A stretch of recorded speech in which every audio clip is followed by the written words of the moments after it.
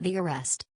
To my extreme annoyance, Poirot was not in, and the old Belgian who answered my knock informed me that he believed he had gone to London. I was dumbfounded. What on earth could Poirot be doing in London? Was it a sudden decision on his part, or had he already made up his mind when he parted from me a few hours earlier? I retraced my steps to Styles in some annoyance. With Poirot away, I was uncertain how to act. Had he foreseen this arrest? Had he not, in all probability, been the cause of it? Those questions I could not resolve. But in the meantime, what was I to do? Should I announce the arrest openly at Styles, or not? Though I did not acknowledge it to myself, the thought of Mary Cavendish was weighing on me. Would it not be a terrible shock to her? For the moment, I set aside utterly any suspicions of her. She could not be implicated, otherwise I should have heard some hint of it. Of course, there was no possibility of being able permanently to conceal Dr. Bauerstein's arrest from her. It would be announced in every newspaper on the morrow. Still, I shrank from blurting it out. If only Poirot had been accessible, I could have asked his advice. What possessed him to go posting off to London in this unaccountable way? In spite of myself, my opinion of his sagacity was immeasurably heightened. I would never have dreamt of suspecting the doctor, had not Poirot put it into my head. Yes, decidedly, the little man was clever. After some reflecting, I decided to take John into my confidence, and leave him to make the matter public or not, as he thought fit. He gave vent to a prodigious whistle, as I imparted the news. Great Scott! You were right, then. I couldn't believe it at the time.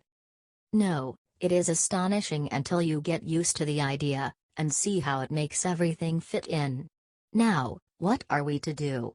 Of course, it will be generally known tomorrow. John reflected. Never mind, he said at last, we won't say anything at present. There is no need. As you say, it will be known soon enough.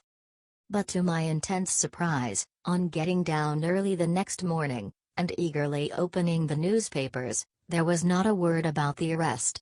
There was a column of mere padding about the Styles poisoning case, but nothing further. It was rather inexplicable, but I supposed that, for some reason or other, Jap wished to keep it out of the papers. It worried me just a little, for it suggested the possibility that there might be further arrests to come.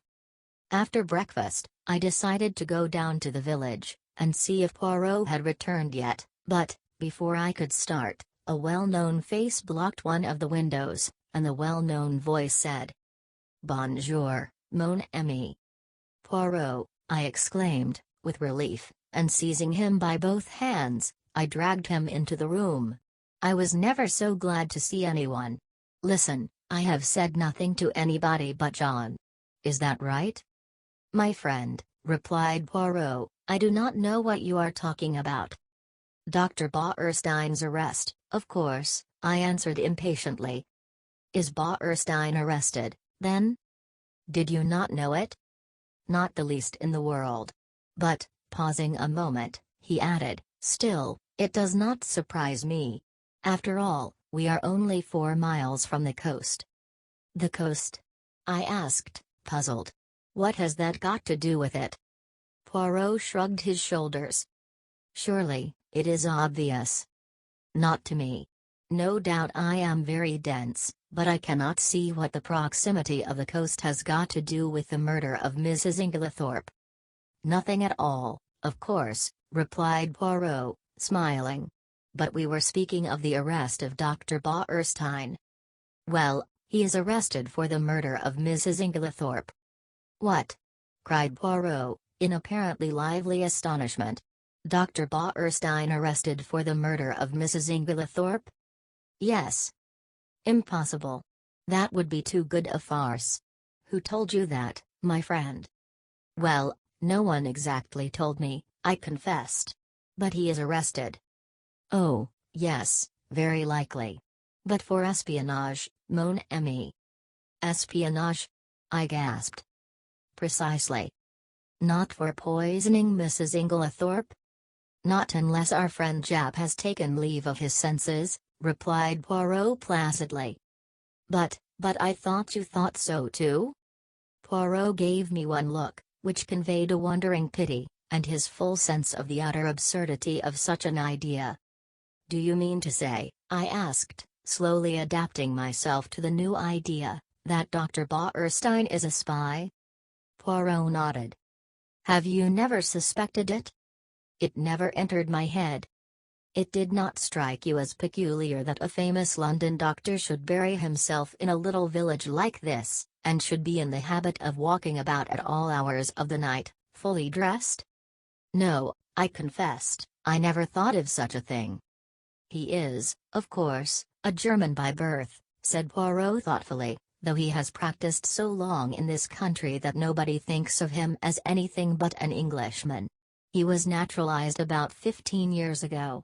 A very clever man, a Jew, of course. The blackguard! I cried indignantly. Not at all. He is, on the contrary, a patriot. Think what he stands to lose. I admire the man myself. But I could not look at it in Poirot's philosophical way. And this is the man with whom Mrs. Cavendish has been wandering about all over the country. I cried indignantly. Yes. I should fancy he had found her very useful, remarked Poirot. So long as gossip busied itself in coupling their names together, any other vagaries of the doctor's passed unobserved. Then you think he never really cared for her? I asked eagerly, rather too eagerly, perhaps, under the circumstances. That, of course, I cannot say, but, shall I tell you my own private opinion, Hastings? Yes. Well, it is this, that Mrs. Cavendish does not care, and never has cared one little jot about Dr. Bauerstein. Do you really think so? I could not disguise my pleasure. I am quite sure of it. And I will tell you why. Yes? Because she cares for someone else, mon ami. Oh. What did he mean? In spite of myself, an agreeable warmth spread over me. I am not a vain man where women are concerned, but I remembered certain evidences, too lightly thought of at the time, perhaps, but which certainly seemed to indicate. My pleasing thoughts were interrupted by the sudden entrance of Miss Howard. She glanced round hastily to make sure there was no one else in the room, and quickly produced an old sheet of brown paper. This she handed to Poirot, murmuring as she did so the cryptic words, "On top of the wardrobe." Then she hurriedly left the room. Poirot unfolded the sheet of paper eagerly, and uttered an exclamation of satisfaction. He spread it out on the table.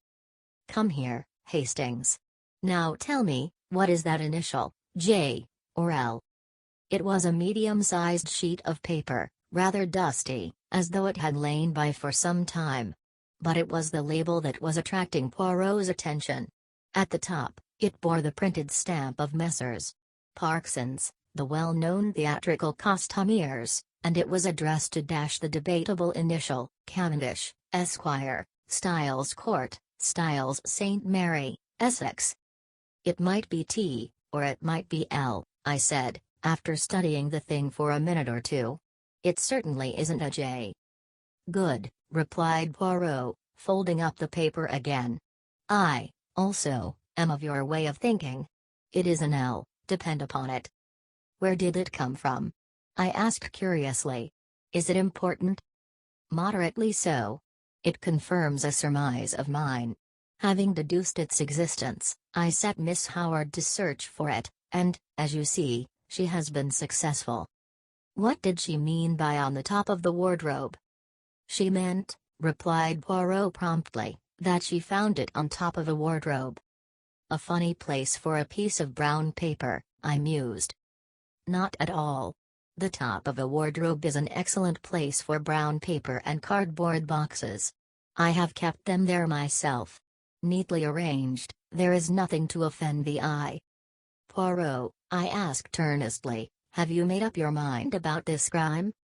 "Yes, that is to say, I believe I know how it was committed." "Ah." "Unfortunately, I have no proof beyond my surmise, unless," with sudden energy, he caught me by the arm, and whirled me down the hall, calling out in French in his excitement, "Mademoiselle Dorcas, Mademoiselle Dorcas, un moment, s'il vous plaît." Dorcas, quite flurried by the noise, came hurrying out of the pantry.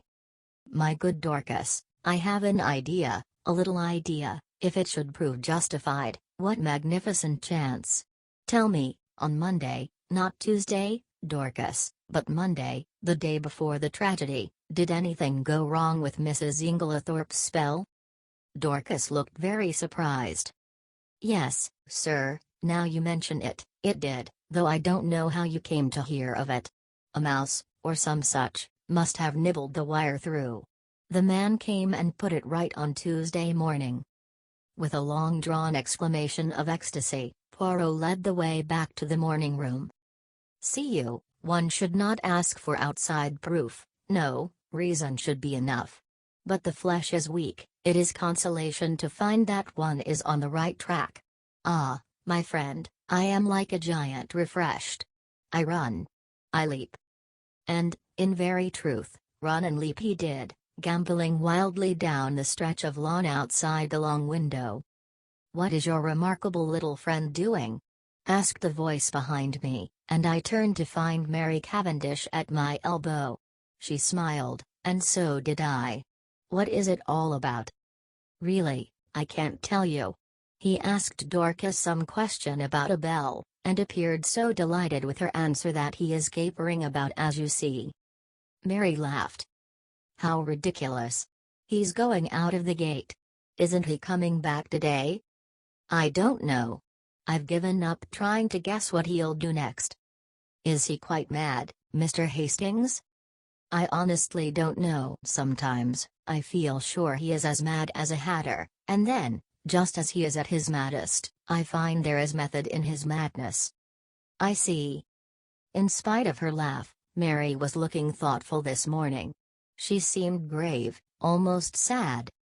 It occurred to me that it would be a good opportunity to tackle her on the subject of Cynthia. I began rather tactfully, I thought, but I had not gone far before she stopped me authoritatively. "You are an excellent advocate, I have no doubt, Mr. Hastings, but in this case your talents are quite thrown away. Cynthia will run no risk of encountering any unkindness from me." I began to stammer feebly that I hoped she hadn't thought, but again she stopped me, and her words were so unexpected that they quite drove Cynthia, and her troubles, out of my mind.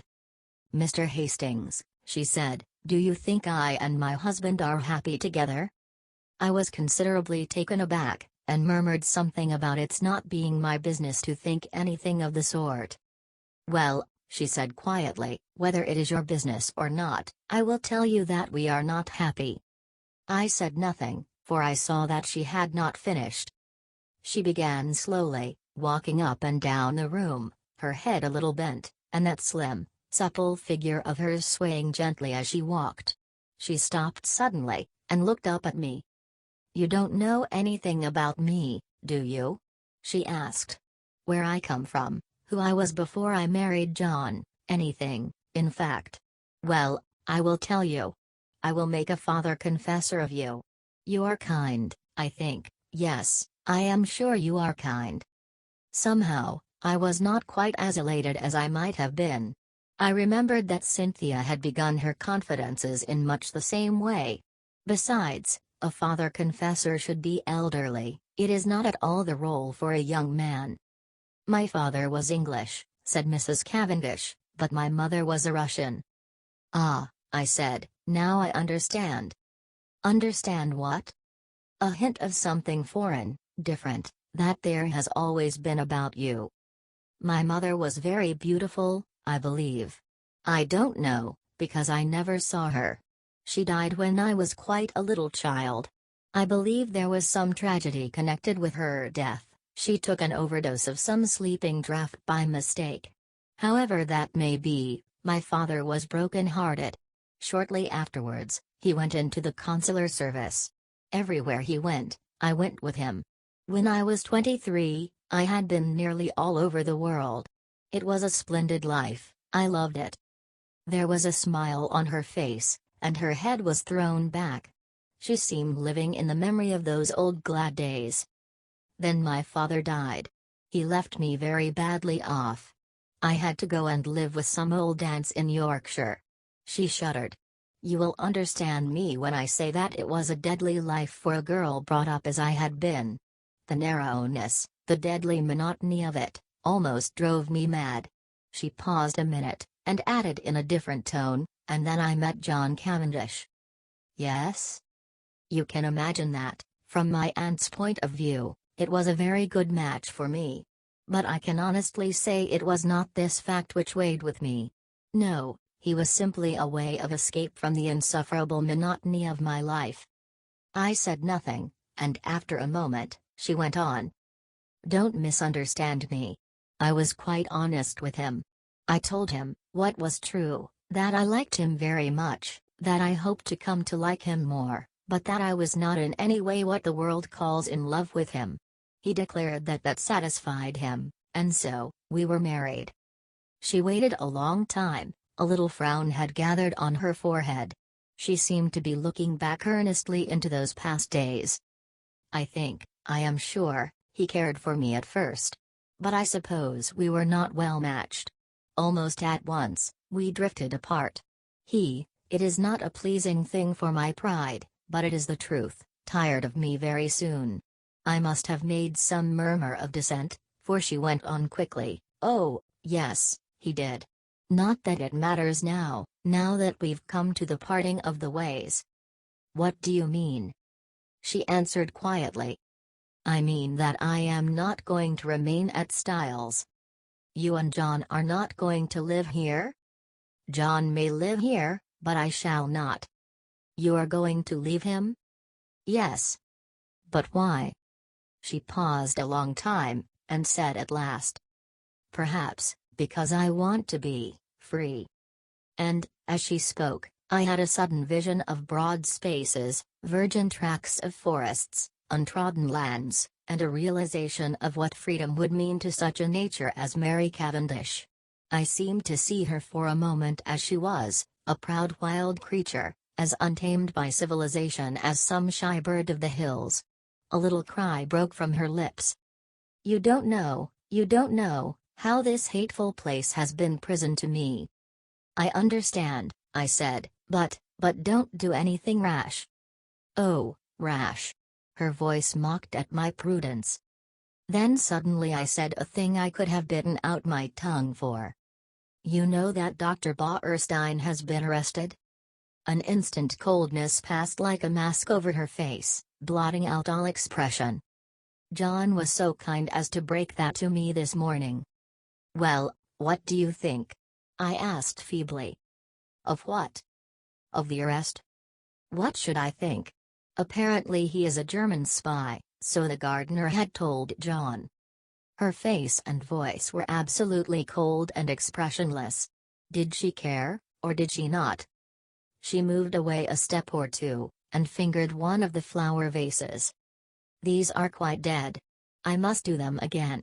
Would you mind moving, thank you, Mr. Hastings? And she walked quietly past me out of the window, with a cool little nod of dismissal. No, surely she could not care for Bauerstein. No woman could act her part with that icy unconcern. Poirot did not make his appearance the following morning, and there was no sign of the Scotland Yard men. But, at lunchtime, there arrived a new piece of evidence, or rather lack of evidence. We had vainly tried to trace the fourth letter, which Mrs. Inglethorpe had written on the evening preceding her death. Our efforts having been in vain, we had abandoned the matter, hoping that it might turn up of itself one day. And this is just what did happen, in the shape of a communication, which arrived by the second post from a firm of French music publishers, acknowledging Mrs. Inglethorpe's check, and regretting they had been unable to trace a certain series of Russian folk songs. So the last hope of solving the mystery, by means of Mrs. Inglethorpe's correspondence on the fatal evening, had to be abandoned. Just before tea, I strolled down to tell Poirot of the new disappointment, but found, to my annoyance, that he was once more out. Gone to London again? Oh, no, monsieur, He has but taken the train to Tadminster.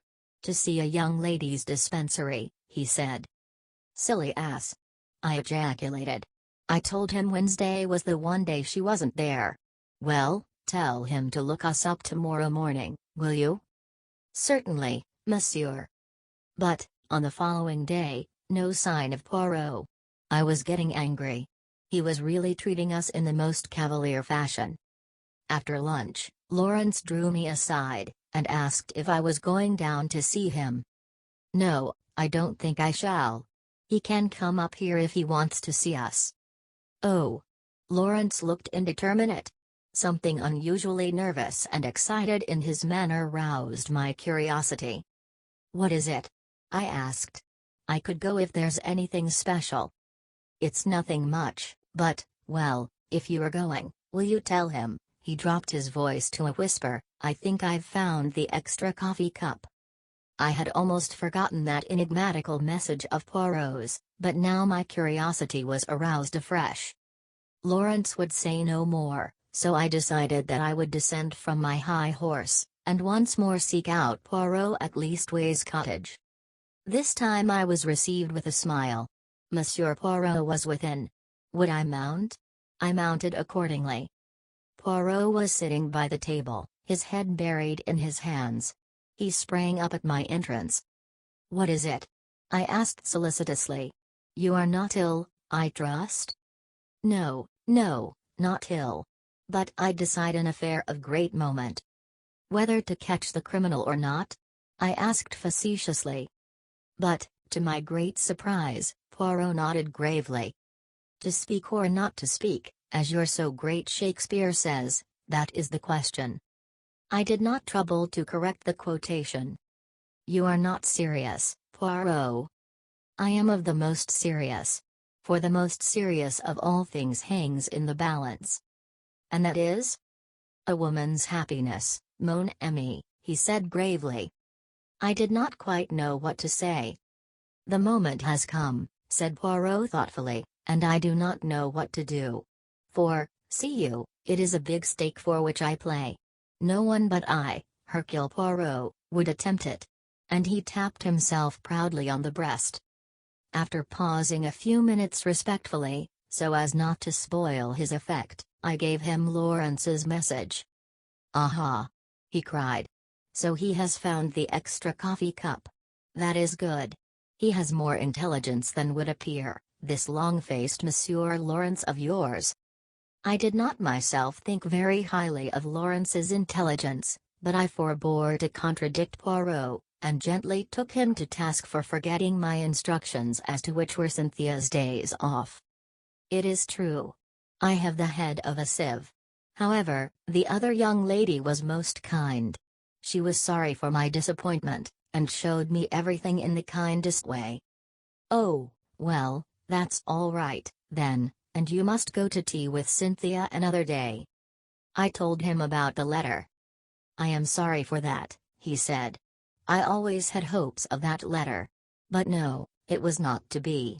This affair must all be unraveled from within. He tapped his forehead. These little grey cells. It is up to them, as you say over here. Then, suddenly, he asked, are you a judge of finger marks, my friend? No, I said, rather surprised. I know that there are no two finger marks alike, but that's as far as my science goes. Exactly. He unlocked a little drawer, and took out some photographs which he laid on the table. I have numbered them, 1, 2, 3. Will you describe them to me? I studied the proofs attentively.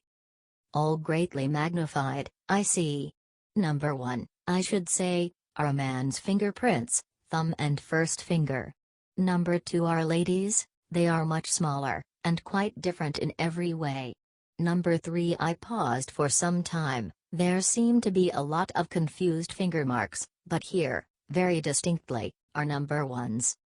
Overlapping the others? Yes. You recognize them beyond fail? Oh, yes, they are identical. Poirot nodded, and gently taking the photographs from me locked them up again. I suppose, I said, that as usual, you are not going to explain? On the contrary.